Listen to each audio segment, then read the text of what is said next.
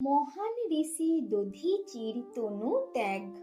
প্রাচীনকালে ভাগীরথীর তীরে ছিল দধিচি মুনির আশ্রম। মুনিবর দেব দানব সবাইকে ভালোবাসতেন। যে কেউ অতিথি হয়ে আসুক না কেন, তিনি কাউকে অমর্যাদা করতেন না। তার স্ত্রীর নাম লোপামুদ্রা। তিনিও সহৃদয়া এবং দয়াবতী। একদিন সমস্ত দেবতা তার আশ্রমে উপস্থিত হলেন। মুনি খুব খুশি হয়ে তাদের আতিথেয়তা করতে লাগলেন। দেবতারা বললেন, দানবদের সঙ্গে যুদ্ধ শেষ করে জয়ী হয়ে আমাদের অবশিষ্ট অস্ত্রগুলিকে নিয়ে এসেছি। কোনো নিরাপদ জায়গা পাইনি যে অস্ত্রগুলি সেখানে রাখি, তাই এখানে আসতে বাধ্য হলাম। এই ত্রিভুবনে একমাত্র নিরাপদ স্থান আপনার আশ্রম। মুনিবর এতটুকু চিন্তা না করে রাজি হলেন দেবতাদের কথায়। যদিও তার স্ত্রী লোপামুদ্রা এই অস্ত্র রাখার ব্যাপারে একমত হতে পারেননি।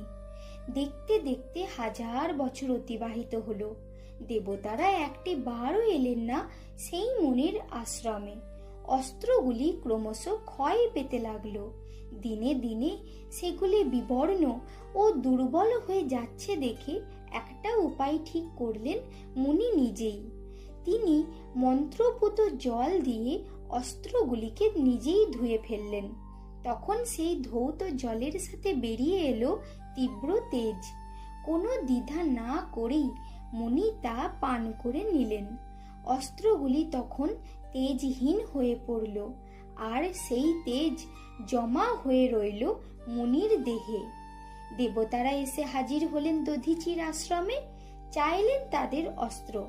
দধিচি মুনি বললেন, পড়ে থেকে থেকে অস্ত্রগুলি শক্তিহীন হয়ে যাচ্ছে, তাই আমি এগুলির শক্তিকে আত্মসাৎ করেছি।